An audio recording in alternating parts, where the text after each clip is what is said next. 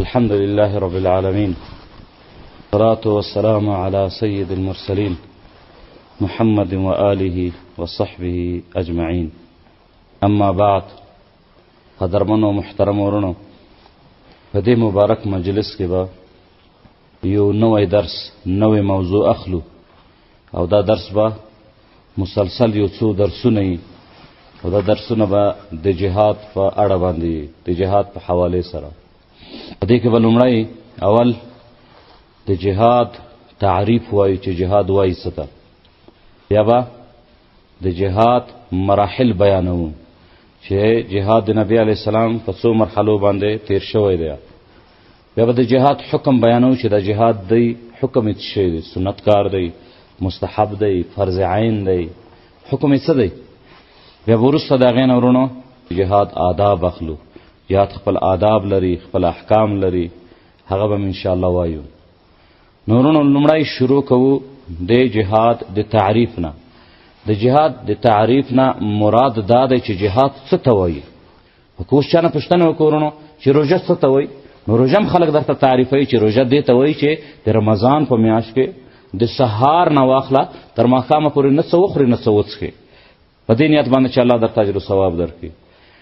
مخکې له دې ورونو چې تعریف وکوو د جهاد چې جهاد څه ته وایي، د مقدمې په طور باندې څو خبرې کوو، یو څو حقایق ستاسو په مخ کې ایږدو چې د جهاد د نبي علیه السلام په زمانه کې چې کله به د جهاد غږ وشو، هېڅوک به شاته نه پاتې کېدل. صرف هغه کسان به شاته پاتې کېدل چاته چې به نبي علیه السلام اجازه وکوله چې ته پاتې شه. د هغې تشکیل به په مدینه کې وشو چې ته مه ځه، ته دا کار وکوه چې تر څو پورې موږ راځو. نور به هېڅوک نه پاتې کېدل. که پاتې کېدل به صرف منافقین به شاته پاتې کېدل. منافقین به راتله نبي علیه السلام ته بانې جوړول چې ما دا مجبوري ده، دا مجبوري ده. نور به ټول په مخه تلل جهاد ته. او ورونو اوس ولې داسې نه ده؟ دین کې خو څه تبدیلي نه ده راغلې. قرآن خو هماغه قرآن دی. کم قرآن چې به صحابه کرامو ویلو موږ هماغه قرآن وایو. کم حدیث چې به نبي علیه السلام صحابه کرامو ته ویلې هماغه حدیث اوس موږ سره موجود دی. ټول په کتابونو کې الحمدلله محفوظ دی. نن څنګه په هغه وخت کې چې به غږ وشو چې انفروا خفافا وثقالا وجاهدوا باموالکم، ورونو سپینګیری ابو ایوب انصاري رضی الله عنه داسې یو صحابي دی چې عمر دومره زیات شوی دی، بیماری دومره زیاته شوې ده چې خپله نشي تللی په پښو باندې. زامنو ته وایي چې چارپایي راوړی، ما په دې چارپایي کې واچوه، جهاد طرف ته مې روان کړی. زامن یې ورته وایي چې موږ ځوانان یو، موږ ژڼي یو، موږ جهاد کوو، ته سپین ږیری په خپل وخت کې د جهادونه کړي دي، ته کښېنه. ایوب انصاري رضی الله تعالی عنه وایي چې په قرآن کې تر څو پورې دا آیت موجود وي چې انفروا خفافا وثقالا، زه نشم کېناستی، ما ته اجازت نه راکوي الله رب العزت. ما وویسی که زه هېڅ نشم کولی، دومره خو کولی شم چې په کم ځای کې مجاهدین مخکې جنگ طرف ته ځي چې د هغې هغه وقار سامان چېرته پروت وي، زه به د هغې حفاظت کوم. ابو ایوب انصاري رضی الله تعالی عنه د جهاد دپاره لاړو، ووتلو هغه قسطنطنیه کې چې اوس ورته استانبول او ترکیه ویل کېږي، په ترکیه کې قبر موجود دی. حذیفه رضی الله تعالی عنه ورونو یو صحابي دی، هغه په سترګه ړوند دی. هغې ته اولادونه وایي چې ته معذوره یې، تللی نشي، جهاد نشي کولی، جنګ نشي کولی. هغه وایي چې دومره خو زه کولی شم چې د مجاهدینو په دې صف کې ودرېږم چې کله کفار وګوري نو د هغوی د مجاهدینو صف به په ما باندې لږ زیات ښکاره شي، یو کس اضافه به زه پکې وکوم، خو پاتې کېږم نه، ځکه چې الله تعالی د هېڅ چا عذر نه مني. الله په قرآن کې فرمایي انفروا خفافا وثقالا، که زوړ یې، که ځوان یې، که زیات عمر والی، که غریب یې، که فقیر یې، ووځه، که کمزور یې، که طاقتور یې، ووځه د الله رب العزت په لاره کې جهاد وکوه. صحابه کرام په دې طریقه باندې جهاد کولو، موږ په دې طریقه باندې ولې نه کوو؟ ورونو دلته یو څو حقیقتونو ته باید متوجه شو. د یرموک په غزوه کې خالد ابن ولید رضی الله تعالی عنه د 70,000 کسانو مقابلې ته صرف 10 کسان ورغلل.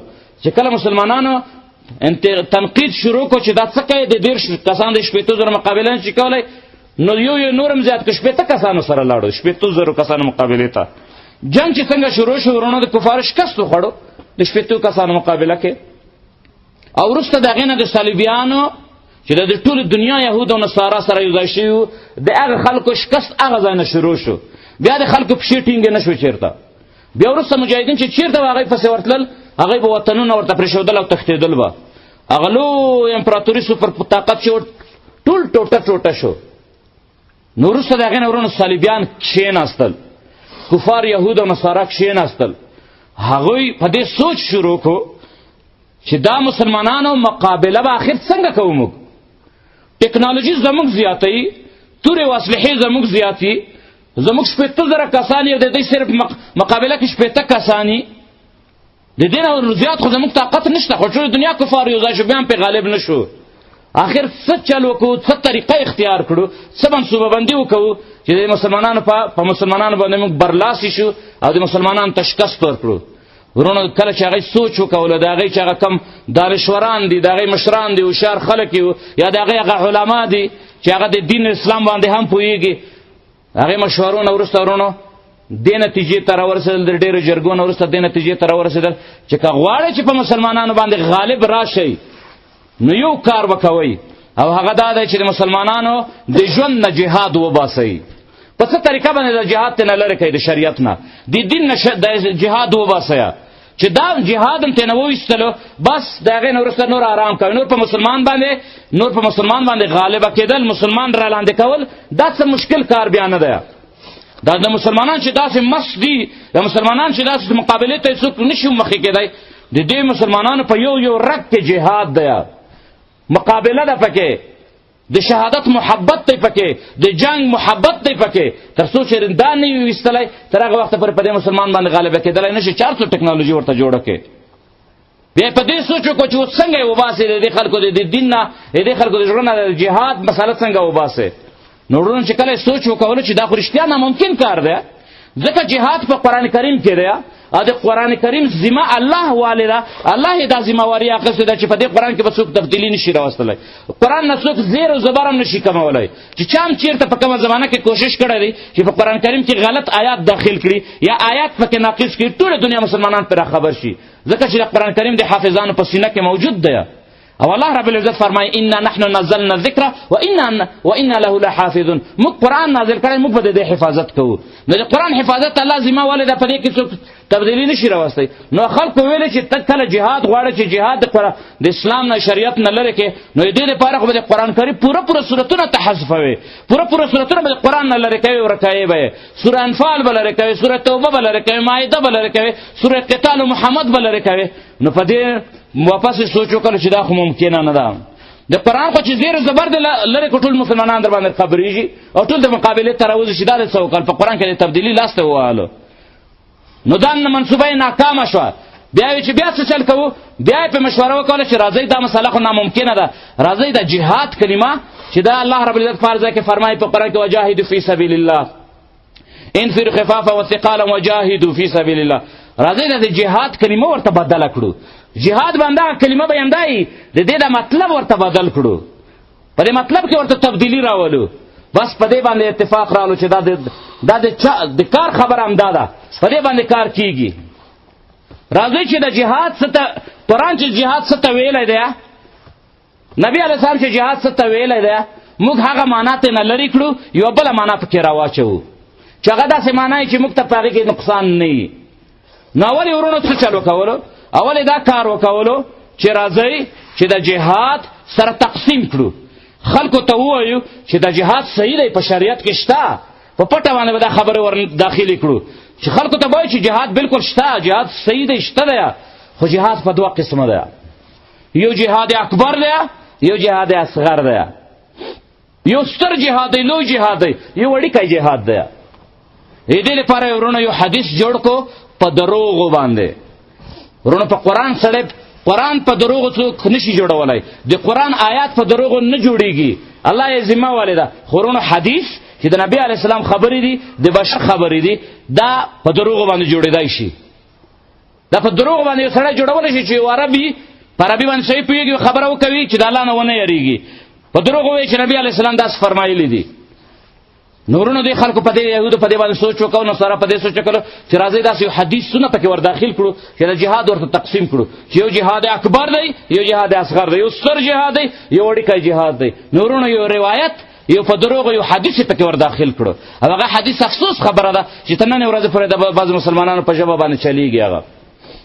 نو دا حدیث چې کله بیان کړو څه ویلې و چې د نبی علیه السلام نه یو کس روایت کوي، د یو کس نوم یې واخیستو چې دا روایت کوي چې نبی علیه السلام غزا ته تللی و. کله چې راواپس کېږي د غزا نه وروسته، نو په دې لارې صحابه کرامو ته بیان وکولو او ورته ویلې چې رجعنا من جهاد الاصغر الى الجهاد الاکبر، موږ د وړوکي جهاد نه راوګرځېدو، یعنې دا جنگ چې دی په توره باندې جنگ، په توره باندې دا جهاد چې دی دا جهاد اصغر دی، دا وړوکی جهاد دی. د دې نه موږ راوګرځېدو الى الجهاد الاکبر، ستر جهاد طرف ته اوس موږ روان یو. ستر جهاد څه دی؟ ستر جهاد په خپل ایمان باندې کار کول دي، خپل ایمان جوړول دي. اوس وضو په کورونو کې به کینو، ذکر اذکار به کوو او ایمان علم به زده کوو، تعلیم به کوو تر څو پر زموږ ایمان نه جوړ شي. دا جهاد اکبر دی. دا په دروغو حدیث یې پکې ور داخل کو، موضوعي حدیث دی، نبی علیه السلام د سره ویلی نه دی. دا لله الحمد، الله رب العزت فضل و کرم دی چې د هغې نه وروسته په دې امت کې الله رب العزت داسې علما را پیدا کړل چې د نبي علیه السلام حدیثونو ته کښېناستل، یو حدیث یې وکتو چې کوم صحیح دی کوم غلط دی، سره جدا یې کړل.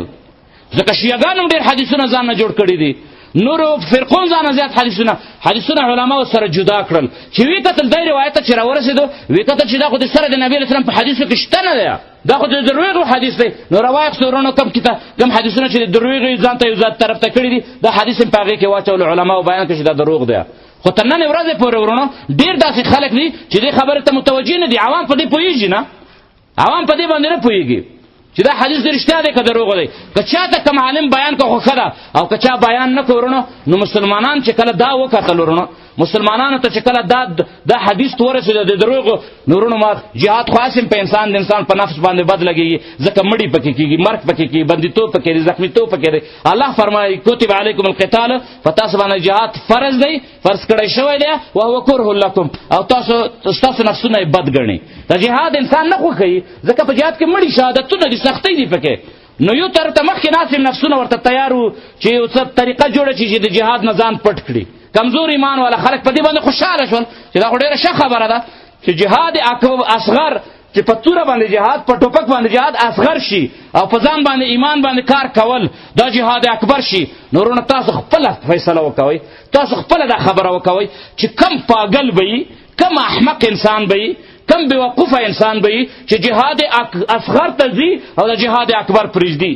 نو کله چې جهاد اکبر دا شي چې په ځان باندې کار کول، په ایمان باندې کار کول، او په توره باندې جهاد اصغر شي، وړوکی جهاد شي، نو ورونه د اجر و ثواب په جهاد اکبر کې که په جهاد اصغر کې؟ په اکبر کې زیات اجر و ثواب وي که په اصغر کې زیات وي؟ په اکبر کې زیات وي. نو چې کله دا درته پته ولګېده چې جهاد اکبر دغه دی چې په ځان باندې کار وکوه، نو بیا به لیونی چې څوک اصغر ته ځي. تا ته یو کس راشي درته وایي چې یو کس دلته چې که دې غره ته څوک وختو دې ته زه 10 روپۍ ورکوم، او که دې وړوکی غره ته، دا وړوکی غر دی، دا وړوکی تپه غوندې ځای دی، که دغه ځای ته څوک لاړو زه دې ته 1000 روپۍ ورکوم، دا خلک به کوم طرف ته منډې وایي؟ د غره سر ته 10 روپیو ته منډې وایي، که د وړوکي نه نږدې ځای ته به 1000 روپیو ته منډې وروهي، ټول به دغه وړوکي ته نه، ځکه چې دا اسانه هم دی، زیات پیسې هم دي، 1000 لوټ دی، او صرف یې څو قدمه ورسره واخله ښه په اسانه باندې، هغه غره ته خېجه ګنټه سفر کوه، نفس به، او په اخر کې صرف 10 لوټ درته میلاو شي. نو ورونه کله چې دا د دروغو حدیث راغی، د امت اسلامي په زرګونو نه په لکونو خلک شاته کېناستل د جهاد نه. اوس یې ورته وایي چې جهاد فرض دی، ورونه وایي اول ایمان ضرور دی، په دې ایمان باندې کار کول اول ضرور دی، ځکه دا جهاد اکبر دی. او چې کله دا ایمان جوړ شي بیا به جهاد ته ځم. نو ورونو ایمان به کله جوړېږي؟ د دې ایمان خو څه حد او اندازه نشته. تا ته څه پته لګي چې باندې جوړ شو، څه ټلی به ووهې، څه زنګ به وشي، تا نه به څه اواز راووځي چې ته پوه شې چې یاره نور کامل شو. دا خو څه پته نه لګېږي.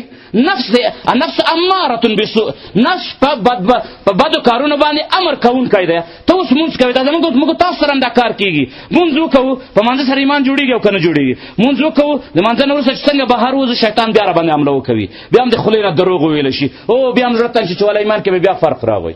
نو دا خو مسلسل کار دی. ته به ځې جومات ته، ذکر اذکار به کوې چې ایمان دی، زړه دې لږ مطمئنه کېږي. کله چې بهر راوځې، بد ملګري دي، هغې سره به بیا بد جمع کوې، بیا به دې په ایمان کې فرق راځي، بیا به د ایمان بیا خرابېږي، بیا به ته ځې. نو ته خو بیا ځې ورځې هم دا کار به کوې، جهاد ته بیا کله اوزګارېږې؟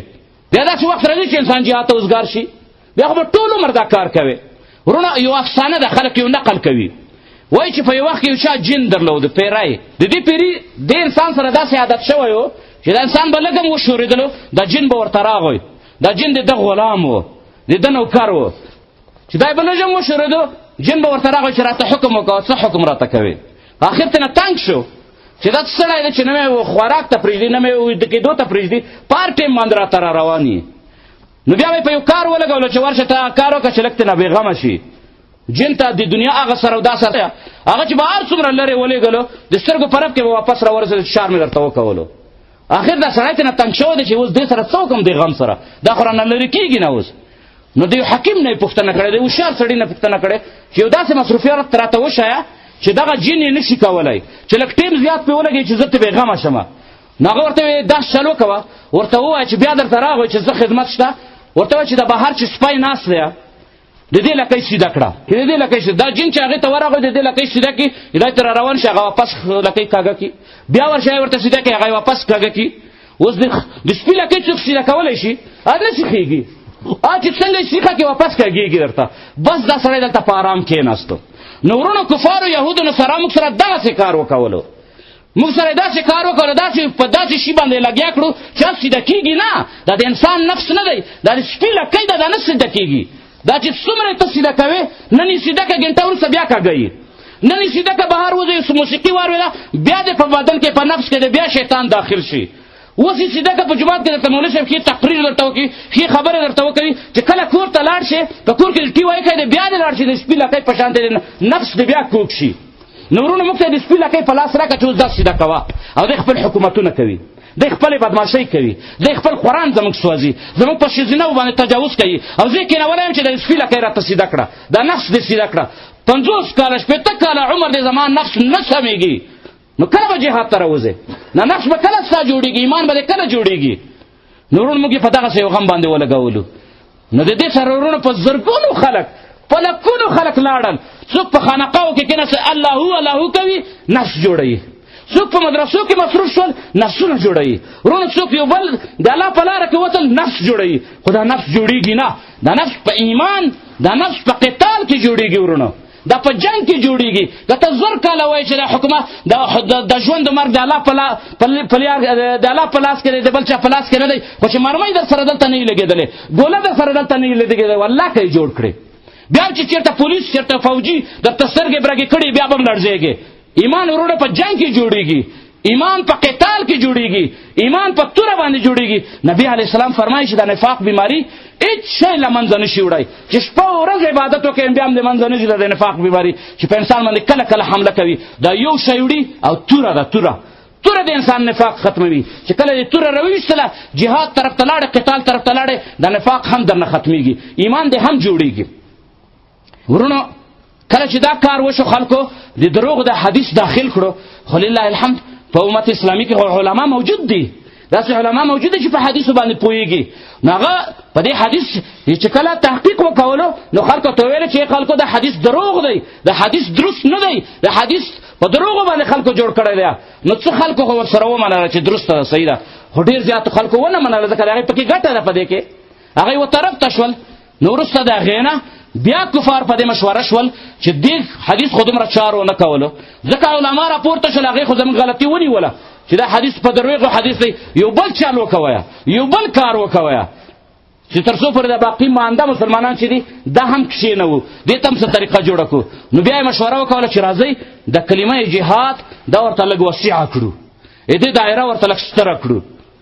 نو بیا راغلل وروڼو خلکو ته وویل چې جهاد لغت عربي کلمه ده او جهاد جهاد ته وایي جهاد کوشش ته وایي د الله په لاره کې د الله د رضا لپاره چې هر کوشش وکول هغه جهاد دی. نورونه دایره وسیعه شوه د دې نه وروسته چې اوس یو سړی طلب د علم ته وځي طالب العلم ته یې وویل چې ته چې د کم کار کوې قرآن او حدیث زده کوې علم شرعي زده کوې دا جهاد دی ځکه جهاد وایي چې د جهاد ته کوشش ته وایي ته کوشش کوې لګیا یې خولې درنه بهیږي علم زده کوې سفرونه کوې مور پلار نه جدا یې هغه په دې باندې مطمئنه دی چې الحمدلله زه خو جهاد کوم. هغه ته چې اوس طالب العلم ته وایي چې جهاد کوه هغوی خو دغه جهاد دی که نه جهاد خو کوشش ته وایي زه هم دغې کوشش کوم. نو په زرګونو خلک لاړل ورونو د جهاد په نامه باندې د علم طرف ته لاړل او وایي چې زه جهاد کوم.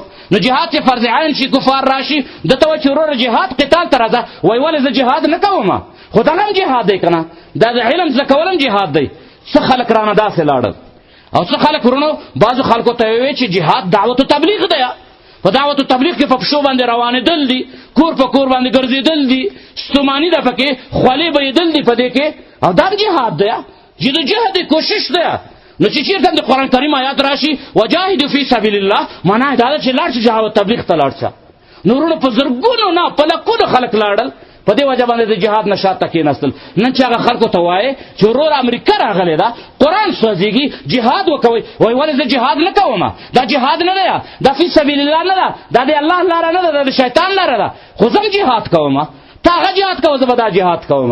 نورونو په لکونو خلک زموږ نه داسې لاړل، جدا شول د جهاد د لارې نه، د دعوت تبلیغ کار کوي او هغې ته جهاد وایي. دعوت تبلیغ ورونو د نبي علیه السلام سنت دی.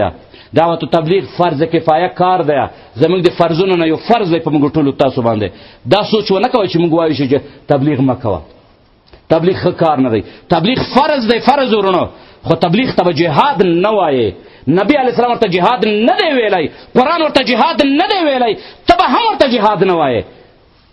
ورونو یو بعضې خلکو دعوت تبلیغ ته جهاد ویلی، په لکونو خلک لاړل. نو ورونو شاته څوک پاتې شول؟ شاته یو څو ژڼي پاتې شول، څو لیونیان پاتې شول. نو د هغې په وجه باندې همدغه وجه ده چې د ګوتو په شمېر باندې نن جهاد ته خلک ځي. همدا وجه ده چې ملت لاړو، ذلیل شو، خوار شو. څوک چې جهادونه کوي د ګوتو په شمېر خلک پاتې شول. یو طبقه خلک ته لاړل، الله ذکرونه کوي، خپل ایمان جوړوي، او دغه جوړېږي نه.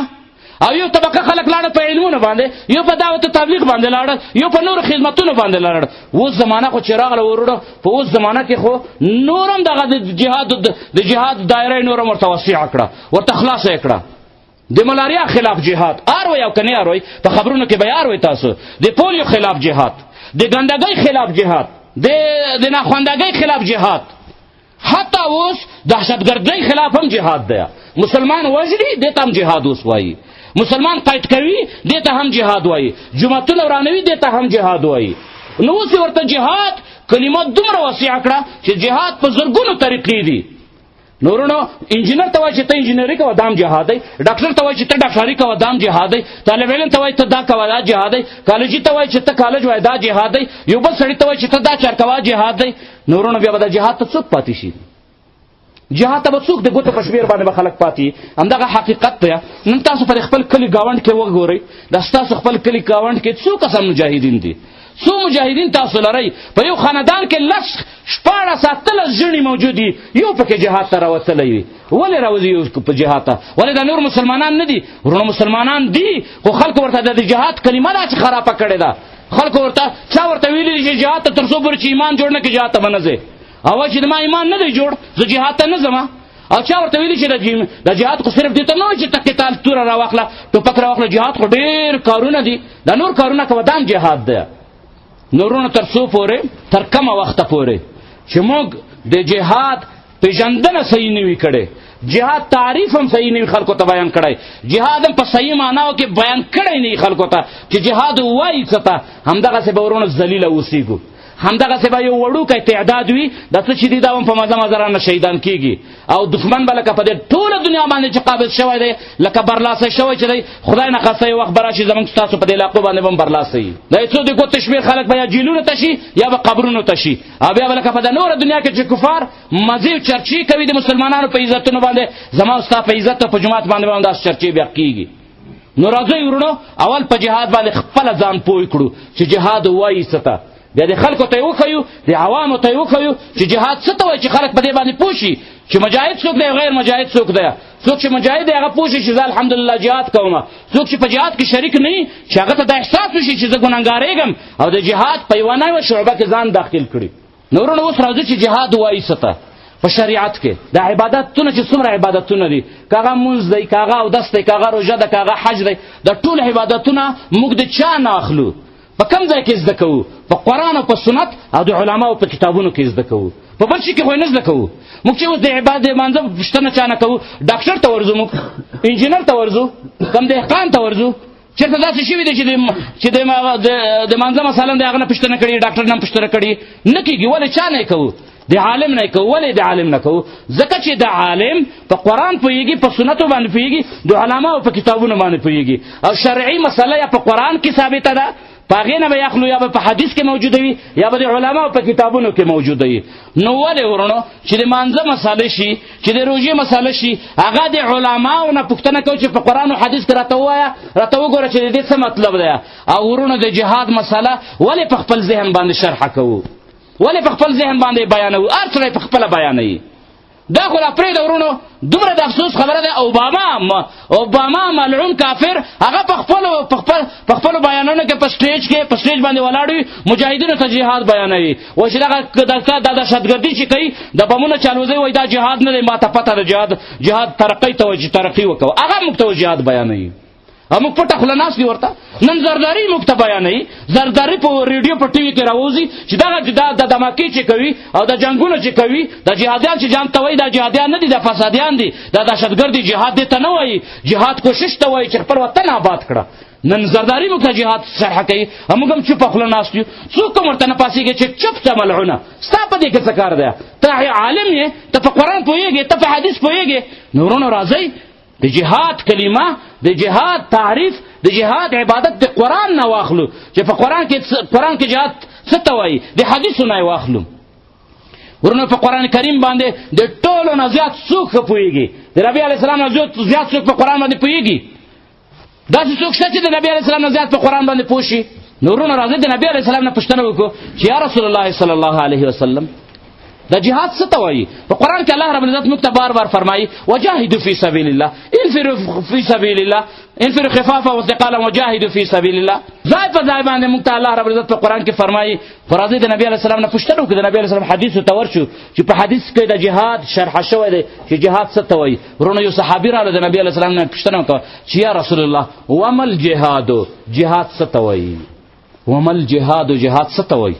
نبي علیه السلام ورته وفرمایل ان تقاتل الكفار اذا لقيتهم. جهاد دې ته وایي چې کله د کافر سره مخ شي، جنگ ورسره وکړي. قتال په څه باندې کېږي ورونو؟ قتال په څه باندې کېږي؟ جنگ په څه باندې کېږي؟ جنگ په توره باندې کېږي، جنگ په ټوپک باندې کېږي. دې ته جهاد وایي اذا لقيتهم، ان تقاتل الكفار اذا لقيتهم. کله چې ته د کفارو سره مخامخ شي او توره ور باندې راوباسې، وی وایي جنگ ورسره وکړي، مردار یې کړې، دې ته جهاد وایي. فلهذا په قرآن کریم کې چې چیرته هم د جهاد کلمه راشي او الله درته فرمایي چې جاهدوا فی سبیل الله، د دې نه مطلب دا دی قاتلوا فی سبیل الله، چې د الله رب العزت په لاره کې وجنګېږه. چې چیرته په قرآن کریم کې دا آیات راشي چې انفروا خفافا وثقالا وجاهدوا فی سبیل الله، که سپینګیره، که ځوانانې، که درانه، که سپکې، او که قوي او که کمزوري، د الله په لاره کې ووځئ او جهاد وکوئ. نو ورونو بیا به راته دا نه وایئ چې که سپینګیره، که ځوانې، ووځئ د الله په لاره کې د الله دین خلکو ته ورسوئ، ووځئ علم زده کړئ. بیا به دا راته نه وایئ، ځکه چې غلطې شرحه کوې. ته خو د ځانه شرحه کوې، د ځانه تفسیر کوې. نبي علیه السلام وایي چې جهاد قتال ته وایي، او ته ماته وایي چې ووځه د خلکو الله بندګانو ته د دین ورسوه، دا جهاد دی. دا شرحه خو ته د خپل زړه نه کوې، د خپل دماغ نه کوي. دا غلطه شرحه ده، دا ظلم مه کوئ ورونو. د خلکو ته وایي چې دا ظلم مه کوئ، د شرحه جهاد په غلطه طریقه باندې مه شرحه کوئ خلکو ته. چېرته چې په قرآن کې الله فرمایي چې جاهدوا فی سبیل الله، مراد صرف او صرف یو شی دی، هغه دا دی چې قاتلوا فی سبیل الله، د الله په لاره کې وجنګېږئ. دا چې الله نبی علیه السلام درته په حدیثو کې فرمایي ما اخبرت قدم رجل فی سبیل الله، د الله په لاره کې د چا پښې نه ګردالوده کېږي مګر دا چې الله رب العزت په هغې باندې دوزخ حراموي. د دې نه مراد صرف او صرف هغه جهاد دی، کم جهاد چې په توره باندې کېږي، کم جهاد چې د کفارو خلاف په توره باندې کېږي، هغه جهاد ته نه مراد دی، د دې نه بل شی مراد نه دی. بیا راځو ورونو د علماو نه پوښتنه کوو. د علماو نه کتابونه، کم کتابونه چې په سوونو کلونه مخکې لیکل شوي دي. امام ابو حنیفه رحمت الله علیه کم کتابونه لیکلي دي، د هغې شاګردانو کم کتابونه لیکلي دي، د هغې په مذهب کې چې کم کتابونه دي هغې کتابونو ته راځو. ورونو د خلک ظلم ولې کوي چې کله هم د وړوکې مسله شي، د مانځه مسله شي، د روژې مسله شي، مولوي صاحب نه پوښتنه کوي چې مولوي صاحب دا مسله مې ده، د دې څه حل دی؟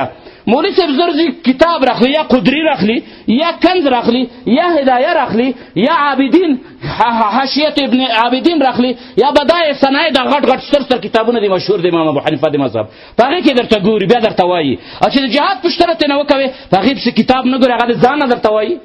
چاته وایي چې جهاد دی ته وایي چې ته علم زده کړه، چاته وایي جهاد دی ته وایي چې ته تبلیغ وکړه، چاته وایي چې جهاد دی ته وایي چې ته ورشه کالج ووایه، چاته وایي چې جهاد دی ته وایي چې ته د خلکو خدمت وکړه، لیارې جوړې کړه. دا د ځانه وایې، خو ما ته په کتاب کې وګوره چې کتاب څه وایي، د کتاب خبره راته وکوه، د ځانه راته خبره مه کوه. ورونو چې د فقه کتابونو طرف ته رجوع وکړئ، د علماو د کتابونو طرف ته رجوع وکوئ. ورونو دا درته په دعوت سره وایم، په دعوت سره وایم، لاړ شئ پوښتنه وکوئ. د علماو نه چې پوښتنه کوئ چې جهاد څه ته وایي، عالم ته به داسې نه کښېنه چې هغه درته د ځانه خبره وکړي، ورته کتاب راواخله. په کم کتاب کې لیکلي دي؟ د امام ابو حنیفه رحمت الله علیه د مذهب کتابونه ټول معلوم دي، سر کتابونه ټول معلوم دي. ما ته ووایه چې جهاد په شریعت کې څه ته ویل کېږي، علما جهاد څه ته وایي، کتاب پرې راواخله، په کتاب کې وګوره، داسې نه چې د ځانه درته لګیا شي. ورونه کتابونه زه په دعوه سره وایم، لاړ شي د امام ابو حنیفه رحمت الله علیه د مذهب کتابونه وي، که د امام شافعي، د امام مالک، د امام حنبل کتابونه وي، د هر مذهب د فقه کتابونه راوچت کړئ، په هغې کې جهاد وګورئ. که چا جهاد د قتال نه علاوه په بل شي باندې شرح کړی و، بیا راشه ماته وایي چې ملامت یې بده خبره دی وکوله. ورونه امام ابو حنیفه رحمت الله علیه د مذهب یو مشهور کتاب دی بدائع الصنائع فی ترتیب الشرائع، امام کسانی رحمت الله علیه لیکلی دی. زه درته صرف او صرف د هغې تعریف وایم، صرف د نمونې په طور باندې.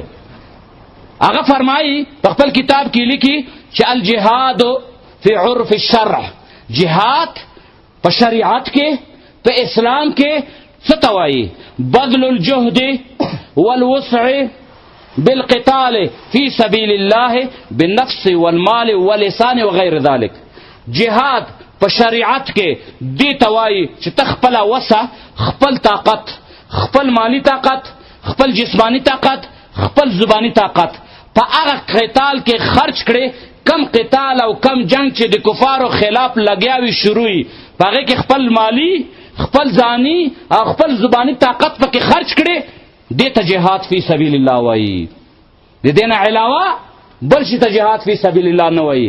دا چې انسان د دعوت و تبلیغ کې یا د علم پر رسولو کې یا خلکو ته په تعلیم ورکولو کې خپل مال لګوي، خپل ځان لګوي، خپل زبان لګوي، ورونه هغې ته خپل اجر و ثواب دی، هغې ته د تعلیم اجر و ثواب ورکول کېږي، هغې ته د دعوت و تبلیغ اجر و ثواب ورکول کېږي، هغې ته د جهاد اجر و ثواب نه ورکول کېږي.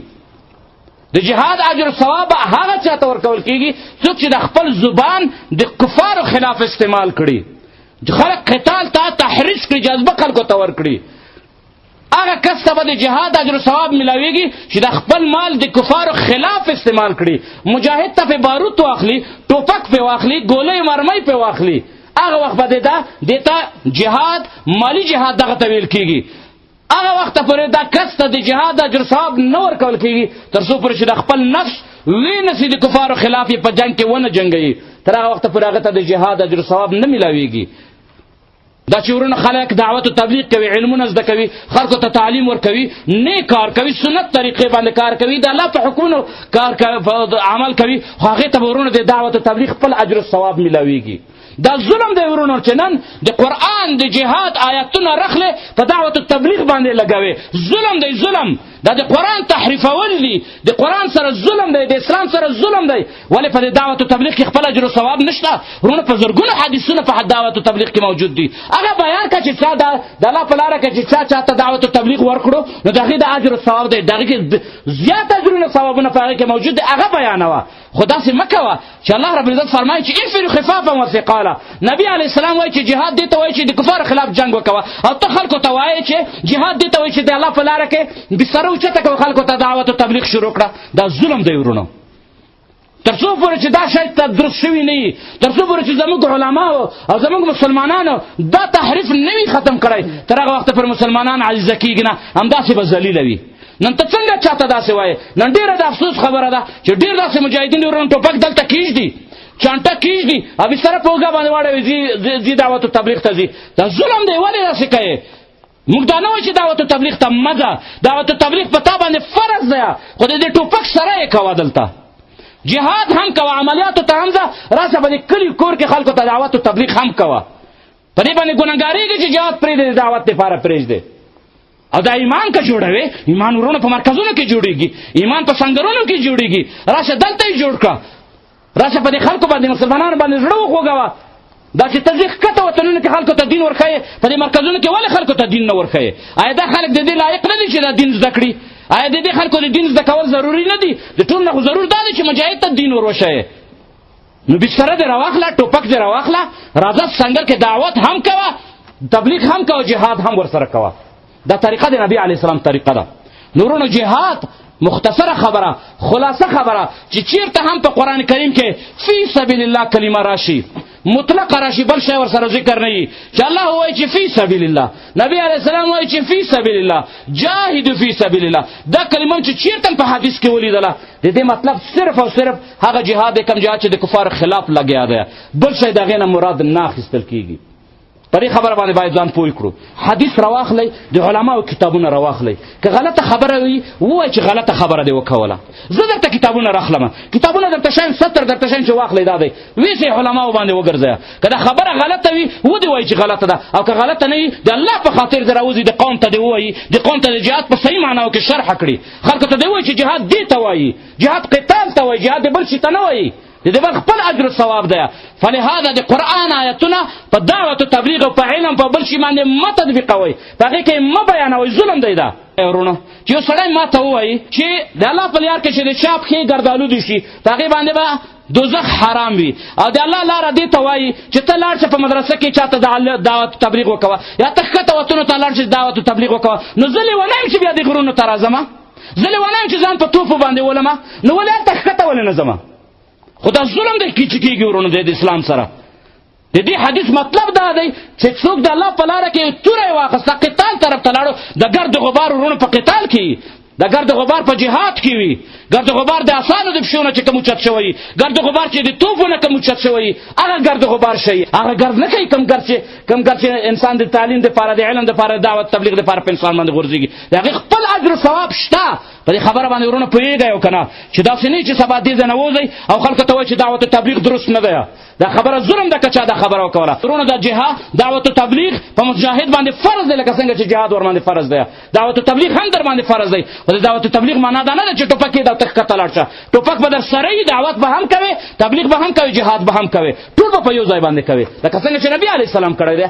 که ته ایمان جوړول غواړې، د ایمان جوړولو دپاره به ښکته نه دی، ایمان جوړولو دپاره پورته ځه، د غرونو طرف ته ځه، ایمان دلته جوړېږي، د ټوپک سره جوړېږي، د قرآن سره جوړېږي، د حدیث سره جوړېږي، د توپو سره جوړېږي.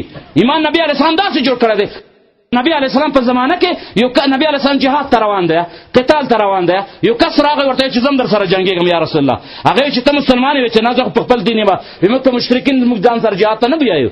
هغه ایمان راوړ، وی ما ته وښایه چې زه څنګه ایمان راوړم. نبی علیه السلام ته کلمه شهادت وښودله چې کلمه شهادت ووایه. کلمه شهادت چې څنګه وویلې، د هغې نه وروسته نبي علیه السلام ته چې اوس را سره راځه جهاد ته. اوس دا کس نن مسلمان شوی دی، یو منټ مخکې مسلمان شو، سوره فاتحه یې نه ده زده، مونځ یې نه ده زده، اودس هېڅ شی نه دي زده. نبي علیه السلام ورته ونه ویل چې ته د بستره واخله لاړ شه مدینې منورې ته، موږ ځو جهاد ته چې څو راځو ته هلته ایمان جوړ کړه. نه، نبي علیه السلام ورته توکل کړه، راځه راپسې، ځکه چې د ایمان په جنګ کې جوړېږي، په جهاد کې جوړېږي. په دې لاره باندې روان دی، ایمان ورته ښیي، قرآن ورته په همدغه ټیم باندې توره ورسره ده، توره ورسره ده، اوس ایمان راوړی دی، یو ګنټه هم نه کېږي، څو منټه کېږي. په دې لاره باندې اسلام هم ورته ښیي، خو څومره اسلامي څو خبرې د اسلامي چې څو ورته کولې، میدان جنګ ته ورسېدل، جنګ شروع شو، ماسپښین مونځ لا نه و را رسېدلی، جنګ شروع شو، دا کس لاړو شهید شو، په شهادت باندې ورسېدلو. نبي علیه السلام چې راغی چې کله یې لاش ولیدو، سبحان الله، تعجب یې وکولو چې عمل قلیل و اجر عظیم. عجیبه ده، سبحان الله. تر اوسه یې الله رب العزت ته یوه سجده هم نه وه کړې، لاړو د جنتونو سردار شو، جنت ته داخل شو. د سروسه یو مونځ هم نه و کړی، سهار څو ګنټې مخکې مسلمان شو، لاړو جهاد یې وکولو، شهید شو، د جنتونو ته ورسېدلو. نبي علیه السلام داسې ورته ونه ویل چې تا خو په ایمان باندې کار نه وکړی، ته جهاد ته شته راغلی، لاړ شه ولې په ایمان باندې کار وکوه. نه، دا طریقه غلطه طریقه ده. ما درته ویل چې ورونه دا طریقه مسلمانانو موږ ته نه ده راښودلې، دا طریقه موږ ته د نورو طرفونو نه راغلې ده، غواړي چې موږ د جهاد نه لرې کېنوي. نن زمونږ هغه مسلمانان رونه چې د شپېتو کالونه، د 40 کالونه، د 30 کالونه په دعوت و تبلیغ کې لګېدلي دي، الله رب العزت دوی ته اجر عظیم ور نصیب کړي، ډېر کارونه یې کړي، دین ته ډېر خدمت کړی دی. خو موږ ورته وایو چې اوس خو به ایمان جوړ شوی وي، په 30 کالو کې خو اوس ایمان جوړ شوی، اوس خو راځئ جهاد ته، اوس خو قتال ته راشي، تاسو مخکې موږ درپسې زموږ ایمانونه هم جوړ کړئ. خو اصل مسله ورونو دا نه ده، اصل مسله دا نه ده. دعوت و تبلیغ زموږ ستاسو په دې وطنونو کې د 80 کالو نه زیات کېږي، موږ لا پیدا شوي نو چې د طریقې روانې وې. اوس خو به د چا یو 50 100 200 کسانو ایمان خو به جوړ وي. اوس خو هغې ته ټوپک ورکوي، هغې خو اوس تشکیل وکوي یو طرف ته. د دې مطلب دا نه دی ورونه چې تبلیغان باندې څوک ژبې راوباسي په خپلې ژبې د دې خلاف استعمال کړي. تبلیغي ورونه زموږ ورونه دي، ورونه دي. نقص پکې موجود دی، دا نقص ورته بیانوي چې دا نقصان در پکې دی، دا نقصان پوره کړي. نور د الله رب العزت توفیق درکړي. ستاسو په لاسونو باندې په زرګونو نه په لکونو خلک د دین اسلام طرف ته راغلي دي. چرسیان هم بنګیان هم د الله تبارک وتعالی عبادت ګزار هم جوړ کړي دي. الله دې نورم توفیق درکړو. خو یو خواهش کوو، یو درخواست کوو چې د الله په خاطر باندې د سنگر نه مسلمان ریونډ ته مه بوځه. د هغه نه خلک دلته راوله، د دې سنگر نه د جهاد نه خلک ښکته مه بوځه.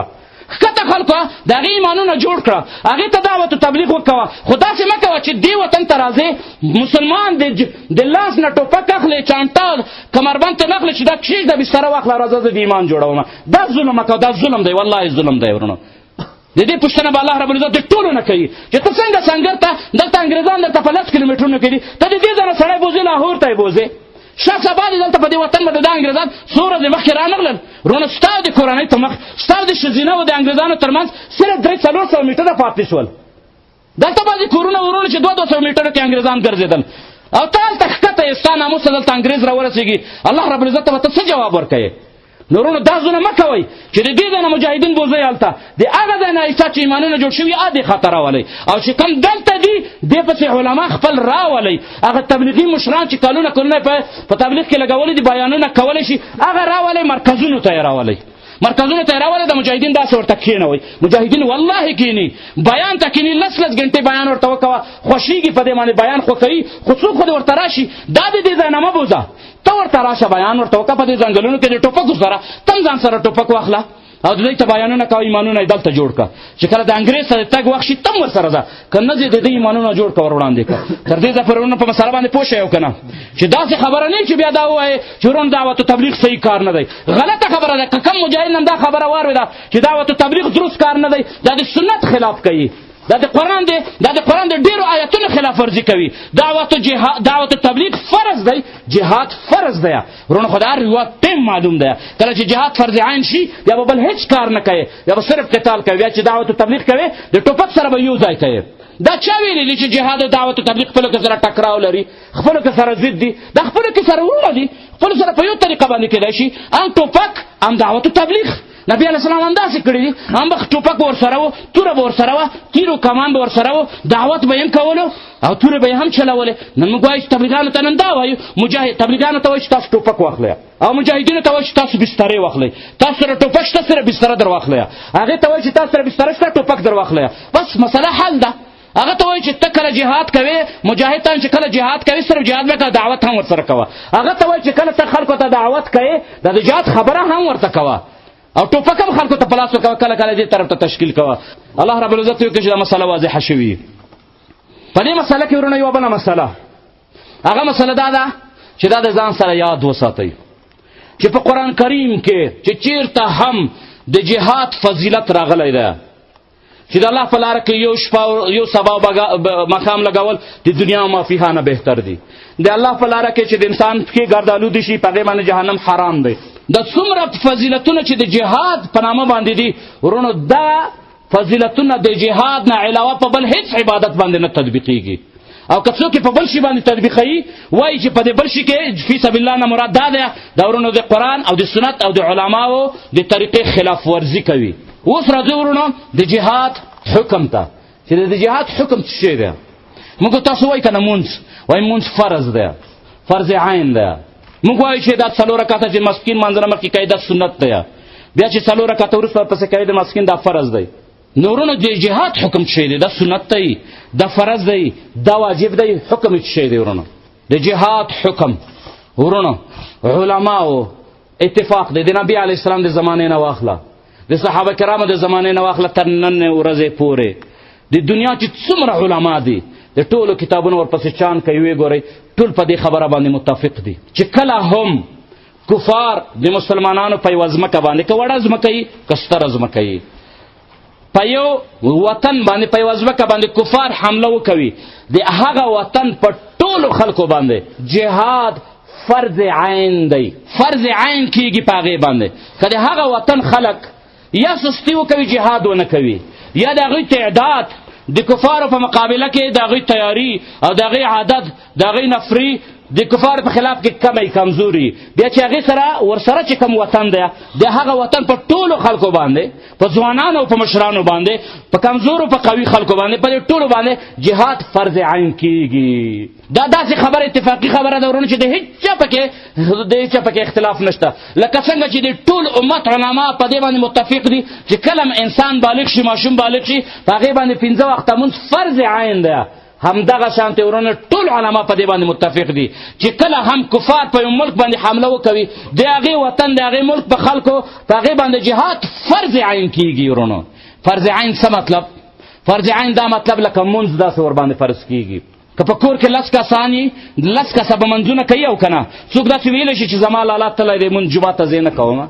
زما پلاره مانځه ته تللی زه نه کوم دا څوک ویلی شي په کور کې چې 10 ژڼې یې 10 ځوانان یې دا 10 واړه به جهاد کوی د یو په وجه باندې د بل چا غاړه نه خلاصېږي د ستا په وجه باندې زما غاړه نه خلاصېږي د تربور په وجه باندې ستا غاړه نه خلاصېږي د پلار په وجه باندې د زوی غاړه نه خلاصېږي د زوی په وجه باندې د پلار غاړه نه خلاصېږي ټول به یې کوئ لکه څنګه چې مونځ ټول کوئ که مونځ هم ونه کولو تارک الصلات درته ویل کېږي فاسق او فاجر درته ویل کېږي په دې حالت کې مړ شوې مجرم مړ کېږي همدغه شانتې ورونو جهاد هم دی جهاد چې کله فرض عین شي چې څوک یې نه کوي د هغې مثال داسې دی لکه مونځ چې ورباندې فرض شوی دا یې نه کوي د هغې مثال داسې دی لکه روژه د رمضان میاشت چې راشي په انسان باندې په هر ځوان باندې په بالغ باندې بالغ هلک باندې دا روژه فرض ده چې څوک په رمضان کې روژه خوري د هغې څه حکم دی هغه تارک د فریضې دی او که نه دی ګناهګار او فاسق او فاجر دی او که نه دی ستا په مخ کې د څوک روژه وخوري خاص طور په دې وطنونو کې په دې وطنونو کې چې سړی ځوان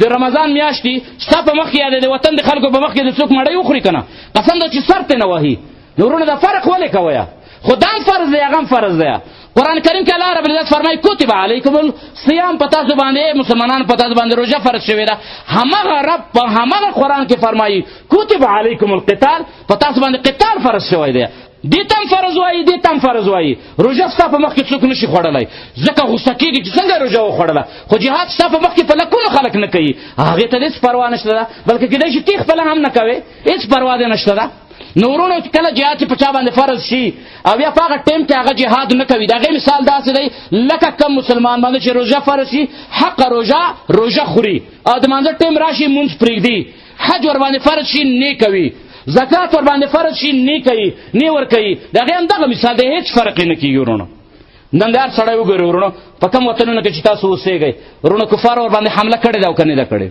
کړې ده او که نه ده کړې د حمله پټه ده چا نه ورونه 24 غنټې 24 ساعته ستا په وطن باندې د کفارو جازونه ګرځي نور حمله څه ته وایې د 40 نه زیات ملکونه راغلي دي ستا په وطن باندې حمله شروع ده جماعت یې درته وران کړی دی په سلګونو خلک روزانه په شهادت رسوي قرآن باندې درته امتیاز یې وکړل تصویرونه یې درته جوړ کړل بیا یې تا ته په ټي وي کې په ټلویزیونونو کې درته نشر کړل چې تر څو پورې ستا غیرت معلوم کړي نه هم جهاد فرض عین نه دی نو د جهاد به کله فرض عین کېږي عافیه صدیقي د دغه د پاکستان نه یې ونیوله بربنډه یې کړه ته نن ورځې پر ورونو د هغې تصویرونه راغلل جامې چې پېش کولې دي د هغې بدن ټول ښکارېږي د دې تصویرونه یې درته نشر کړل د عراق جیلونه یې درته ډکل د افغانستان جیلونه یې درته ډکل علماو نه یې پرتګونه وویستل بربنډ یې کړل فلمونه یې د هغې جوړ کړل اوس هم جهاد فرض عین دی د جهاد به کله فرض عین کېږي ورونو نو جهاد په اتفاق د ټولو علماو باندې جهاد فرض عین دی داسې فرض عین دی لکه مونځ چې فرض عین دی بلکې د دې نه زیات فرض عین دی که مونځ دې ونه کولو د هغې نقصان تا ته رسېږي صرف تا ته نقصان رسېږي په آخرت کې به صرف ته په دوزخ کې خو که د جهاد ونه کولو ورونو یو نقصان یې تا ته رسېږي په ورځ د قیامت په جهنم ته روانې یو نقصان یې امت ته رسېږي چې امت ذلیله کېږي کافر برلاسه کېږي چې جهاد ونه کوي نو جهاد زموږ ایمان او عقیده دا ده ورونو چې د قرآن د حدیث او د علماو د فتواو او د هغې د کتابونو مطابق جهاد اوس فرض عین دی کله چې فرض عین شي ورونو هېڅ چاته عذر نشته دی بیا په دې حالت کې ورونو د مزدورۍ دپاره بل وطن ته نشي تللی بیا به مزدوره صرف همدومره کوې څومره چې ستا د سبا او د مقام ګزاره ورباندې وشي بیا به بنګلې نه جوړوي نن دا زموږ وطنونو ستاسو د وطنونو خلک ځي بار ملکونو ته ځي پیسو ګټلو دپاره ورونو څه دپاره دې دپاره خو نه ځي چې د لوږې نه مړه کېږي خو دې دپاره ځي چې ورونو دلته بنګلې جوړوي دلته یو قلعه اچولې ده په 3 جریبه 4 جریبه یو کور مینه آبادوي نو د هغې دپاره پیسې نشته بار ملک ته سړی ولېږي لاړ دي چې بلکل دې لاړ شي خلیج ته دې لاړ شي سعودي ته مزدوري ته لاړ شي خو په هغه ټیم کې د لاړ شي چې په کوم ټیم کې جهاد فرض عین نه وي کله چې جهاد ختم شو بیا دې ځي مزدوري ته د وطن د دنیا کم ګوټ ته چې ځي بیا دې ځي د هغې نه وروسته دا نن نو خلکو ته وایي چې مزدورو ته خلک ځي کوئ مزدوري کوئ خو جهاد خو مه ورته پرېږدئ د جهاد علاقه خو ورته مه پرېږدئ د کم انصاف دی چې دلته جهاد فرض عین دی در باندې او ته دا پرېږدئ دې په خاطر باندې چې یو بنګه ځان ته آباده کړې کله چې جهاد فرض عین شي ورونه دومره به خورې دومره به څښې دومره به ځان ته ګټې چې ته پې صرف ژوندی واوسېږې د دین غمه به اول خورې اول به د دین غمه خورې مزدوره که کوې په دغه وطن کې به مزدوره کوې چې څومره الله درته رزق لیکلی دی هغومره رزق به درته رسېږي غریبۍ باندې به ګزاره کوې خو د جهاد علاقه به نه پرېږدې چې کله در باندې د خدمت د جهاد راغی بس بیا به ورته خپل کار پرېږدې خپل دکان به بیا ورته بندوې که درته وایي چې عملیات بیا به د عملیاتو طرف ته روانېږي که درته د نصرت اواز چا در باندې وکولو د پیسو غږ چا در باندې وکولو د زخمي غږ چا در باندې وکولو د قیدي غږ چا در باندې وکولو چې د دې خدمت وکوه بیا به د هغې خدمت ته رادانګې خپل ټول کارونه به بیا ورته پرېږدې لکه څنګه چې ورونو اذان وشي چې الله اکبر الله اکبر حی علی الصلاح حی علی الفلاح اواز وشي ته دکانداري دکان بندوې او که نه بندوې مستریتوب دې بندوې او که نه بندوې په پټو کې کار کوي په باغ کې د کار کوي هغه کار پرېږدې او که نه پرېږدې همدغسې جهاد هم دی ورونو جهاد هم داسې فرض دی چې کله غږ در باندې وشو مجاهد در باندې غږ وکولو امیر در باندې غږ وکولو چې د جهاد وخت راغی دا خدمت ته یا زخمي دی واخله دا زخمي ځای ته ورسوه یا به دکان پرېږدې هر څه بیا پرېږدې یا به دا بهانه نه جوړوي چې زما دکان کې به څوک نشته نه دی دکان کې څوک نه وي بیا به هر څه ورته پرېږدې پټي به بیا ورته په خپل ځای باندې پرېږدې او زخمي به ځای پورې رسوې او چې بیا غږ در باندې وشو چې عملیات دی ضرورت بیا به هر کار ورته پرېږدې بیا به دا نه ولې دا کار د جهاد د لایحو خلکو کار دی چې ولا زه نن لایحه نه یم دا د جهاد د لایحو خلکو کار دی چې کله لایحه په هغه ټیم باندې به یې کوې جهاد خو فرض دی در باندې ته اوس داسې ویلی شي چې سړی تا ته وایي چې اذان وشو جومات ته راشه ته وایي چې زه لایحه نه یم دا خبره څوک کولی شي چې دا نشي کولی په جهاد کې دا خبرې ولې کوئ ولې لهذا ورونو جهاد فرض عین دی ورونو اوس اخرنۍ خبره په دې درس کې د جهاد مراحل دي چې نبي علیه السلام ورباندې تېر شوی دی دا خبره کول ځکه ضرور دي چې بعضې خلک یې کوي په سټیجونو باندې کوي په ممبرونو باندې بعضې خلک خبرې کوي د انسان ذهن کې وسوسه راشي چې دا سب یوه خبره کوي بله خبره کوي ورونو د نبي علیه السلام ژوند په مرحلو باندې ویشل شوی دی نبي علیه السلام یو د ژوند یوه مرحله یې هغه وه چې نبي علیه السلام په مکه مکرمه کې و یو د ژوند مرحله د نبی علیه السلام دا ده چې نبی علیه السلام مدینې منورې ته لاړو یو ته مکي دور وایي بل ته مدني دور وایي دا جهاد ورونو په مرحلو باندې تېر شوی دی اول د نبی علیه السلام چې کله راغی من حیث نبي هغه وخت کې جهاد فرض عین نه و هغه وخت کې د سره جهاد جائز نه و د مکه کې نبی علیه السلام 14 کاله وخت تېر کړی دی 14 کالو کې په مکه مکرمه کې د قرآن کریم کې د جهاد یو آیت هم نه رانازل شوی یو آیت هم نه رانازل شوی بلکې په مکه مکرمه کې جهاد ممنوع و نبی علیه السلام منع و چې ته به جهاد نه کوې قتال به نه کوې توره به نه راوباسې نبی علیه السلام باندې سره چې به هر څومره ظلم کېدلو نبی علیه السلام ته به الله رب العزت فرمایل واصبر واصفح واعرض عنهم صبر وکوه حوصلې نه کار واخله د هغې نه مخ واړوه څه ورته وایم صبر کوه نورونو په مدینه مکې مکرمه کې 14 کاله کې جهاد فرض نه و جهاد بلکې ممنوع و ځکه د ولې ممنوع و الله منع کړی و د قرآن یو آیات په جهاد کې نه و رانازل شوی نن ورونو په بیانونو کې ډېر داسې خلک دي موږ تاسو ته بیانوي دا خبرې بیانېږي تاسو به په سلګونو ځله به هم دا خبرې اورېدلي خلک نن دا خبرې کوي ګوره چې نبي علیه السلام په طایف کې وویشتل شو بدن مبارک وینې شو پڼې مبارکې د وینو نه ډکې شوې بیا هم ورته ملایکې راغلې د عذاب ملایکې راغلې که غواړې چې دا دوه غرونه راواخلو بنو ثقیف قبیله ټوله سره تباه کړو نبي علیه السلام ورته وایي چې نه هېڅ هم ورته مه وایي ما معاف کړي دي دا خبرې خلک کوي او که نه کوي نن مجاهد ته دا وایي چې نبي علیه السلام چې د الله نبي دی په تیږو ویشتل شوی دی هغه نه غواړي چې د کفارو ته نقصان ورسوي ځکه بیا جهنم ته ځي او ته ورځې ورته دماکې ورپسې کوې او ته ورځې چې وړوکې کاري عافیه صدیقي برمنډه کړې ده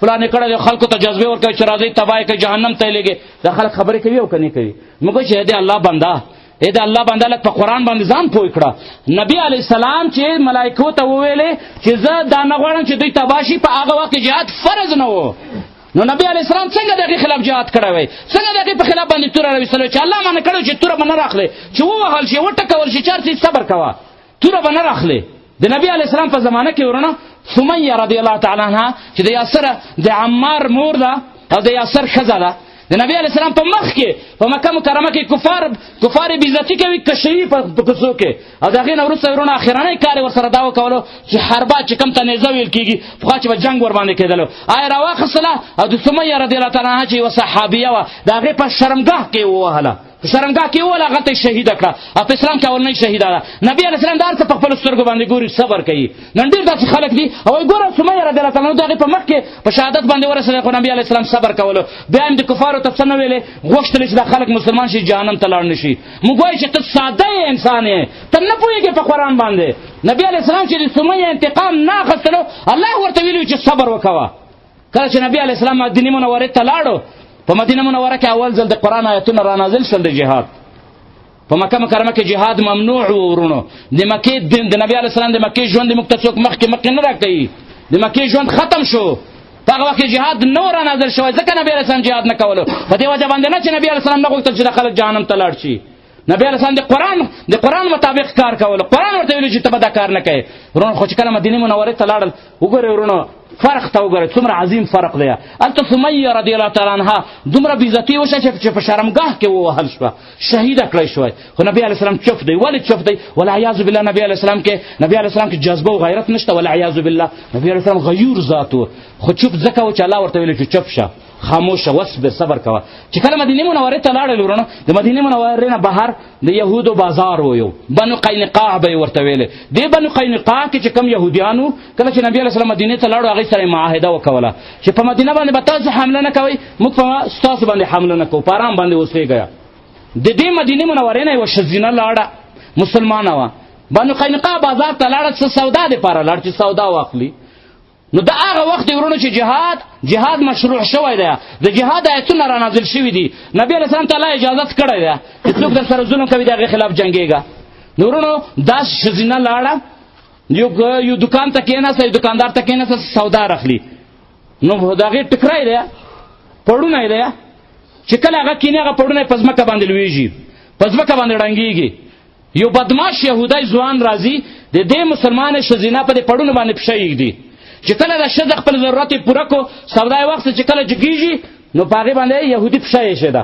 نو د دې د سر نه د پړونه یې راولوېږي صرف او صرف دومره عمل ورسره وشو په دې د بین قینقاع په بازار کې یو مسلمان روان دی ویې کتل چې د مسلمانې ښځې صرف او صرف ویښتان یې ښکاره شول د هغې د سر نه د پړونه یې راولوېدلو په هغه ټیم کې توره راویستله د یهودي سر یې قلم کور باندې هغې بیا دا نه کتل چې صبر کوه ولې صبر بالکل صبر مه کوه په اسلام په ناموس باندې تجاوز دی ته صبر کوې مخکې مې په مکه مکرمه کې صبر ځکه کولو چې الله راته ویلي و اوس الله راته ویلي چې صبر مه کوه اذن للذین ظلموا هغه چاته اجازت دی چې په چا باندې ظلم شوی دی چې هغه وجنګېږي د خپل انتقام واخلي ورونو صرف په دې باندې معامله ختمه نه شوه نبي علیه السلام ته اطلاع راغله مدینې منورې ته اطلاع راغله چې یا رسول الله یو یهودي ځوان یو یهودي بدماش د مسلمانې ښځې پړونه یې وغورځولو نبي علیه السلام بیا دا نه وایي چې زه خیر دی چې څه یې وکول الله تعالی دې معاف کړي دعا ورته کوئ چې الله یې مسلمانان کړي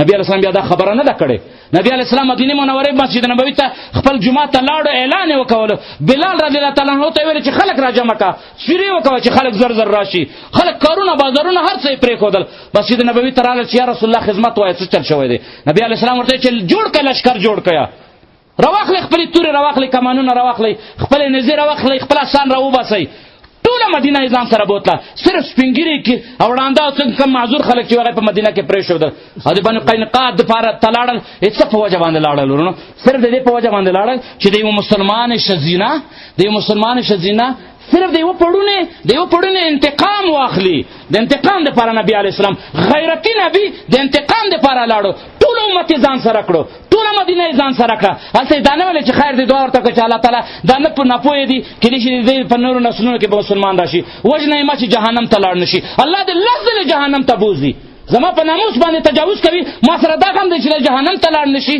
نو ورونه دا خلک چې د نبي علیه السلام د مکې ژوند موږ ته بیانوي د مکې ژوند ځان ته دی هغه تېر شو د مکې دور نور ختم دی د قرآن آیتونه رانازل شوي دي چې څوک در باندې تجاوز کوي څوک در باندې تیری کوي تم ور باندې داسې تیری کوه فاعتدوا بمثل ما اعتدى علیکم څنګه چې په تا باندې تیری کېږي همغسې به تیری کوې څنګه چې تا سره ظلم کېږي همغسې به د هغې جواب ورکوې ورونو د هغې نه وروسته نبي علیه السلام لاړو بنو قینقاع د ټوله قبیله یې محاصره کړه 15 ورځې په دې باندې مړۍ اوبه ډوډۍ لیارې تجارت هر څه ور باندې بند کړل په اخره کې فیصله ور باندې دا وکوله فیصله ور باندې دا وکوله. دا فیصله په دې وجه باندې ور باندې وکړه چې دا کار کړی هغه سم قتل شوی و. مسلمانانو خپل قصاص اخیستی و، خپل انتقام یې سم اخیستی و. خو د دې نه وروسته یې د یهودو ته وویلې چې صرف یو جوړ جامو کې به او ځئ چې څومره سامان په د خپل اسانو موښانو باندې بارولی شي او د دې ځای نه وځئ د مدینې نه چې بیا هم په دې مدینه کې ونه ګورم. ورونو 1400 کاله وشول چې دغه ورځې نه یهودان د مدینې منورې نه ویستل شوي دي، بیا د یهودیان مدینې منورې ته واپس نه دي راغلي. د ټول وطن ته نه خالق صرف د څه وجې نه چې د یو ښځینه مسلمانه ښځینه پړونه یې راغورځېدلی و.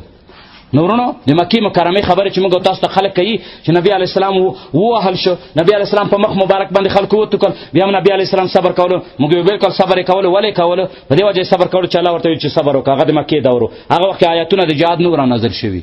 کله چې مدینې منوره کې جهاد آیاتونه رانازل شول نو بیا د یو پړونې د یوې ښځینه د پړونې د غورځېدلو تحمل او برداشت هم نبي علیه السلام بیا نه دی کړی، د هغې ته هم نبي علیه السلام صبر نه دی کړی. بیا پوره قومونه صرف د یو پړونې په وجه باندې ختم کړي، تباه کړي دي، د دې وطن نه یې شړلي دي.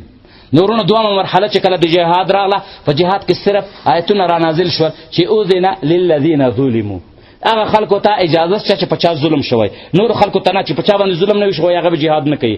دا بله مرحله وه. د هغې نه وروسته ورونو بیا نور آیتونه راغلل.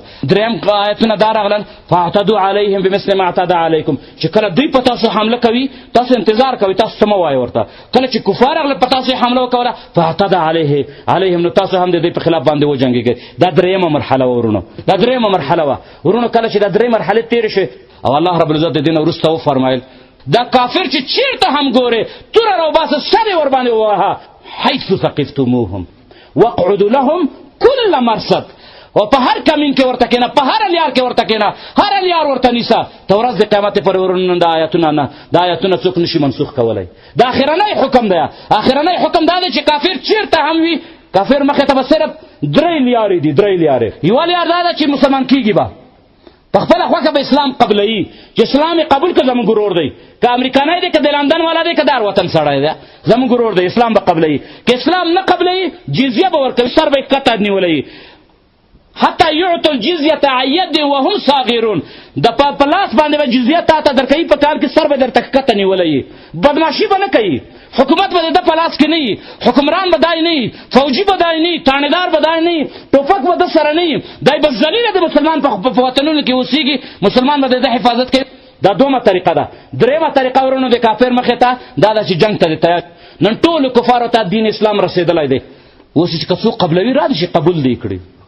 خو ورونو موږ بیا هم وایو چې نه دعوت به ورته کوې، دعوت و تبلیغ به ورته کوې چې دین اسلام ته راشي، خو چې کله د وطن ته را داخل شي هغې ته به دعوت نه کوي ورونو. چې هغه راغلی ستا په ښځه باندې خېږي، ته ورته وایې چې ورېږه زه تا ته دین اسلام وښایم، دین اسلام داسې ښه دین دی. دا کم دین دی ورونو، دا کم دین دی، دا کم اسلام دی، دا چا شرحه کړی دی چې یو کافر ستا په وطن باندې راشي، ستا په ښځه باندې تجاوز کوي، ستا قرآن باندې امتیازې کوي او ته وایې چې نه وهی ما ډس پرې مه کوه جهنم ته ځي، الله دې د جهنم هغه ته ته ور وغورځوي. راغلی زما په قرآن باندې امتیازې کوي او ته ما نه پرېږدې چې زه یې وولمه، راته وایي چې دې ته دعوت وکړه. دعوت دې کافر ته نه دی، دعوت هغه کافر ته دی کم کافر چې په خپل وطن کې ناست دی، د انسان په طور باندې ناست دی، زما په قرآن یې تجاوز نه دی کړی، په مسلمان یې تجاوز نه دی کړی، زما په ښځینو باندې تجاوز نه دی کړی، دعوت به زه هغې ته ورکومه. دې ته دعوت نه ورکول کېږي، دې ته یو کار دی توره ده، سر به دې قلمه یې وشرد بهم من خلفهم، چې د دوی شاته هم کم دي چې 8 نسلونه یم، 8 نسلو ته هم بیا پته ولګي چې بیا دا جرأت ونه کوي چې په مسلمان باندې راشي. هغه کافر چې د مسلمان وطنونو ته راغلی هغې ته څوک دعوت نه کوي. دا په کم شریعت کې دي، په کومه فقه کې دي؟ په دې مسله باندې ورونو ځان پوهول پکار دي چې د جهاد 4 مرحلې دي. 4مه مرحله اخرنۍ مرحله ده، د دې نه وروسته بله مرحله نشته.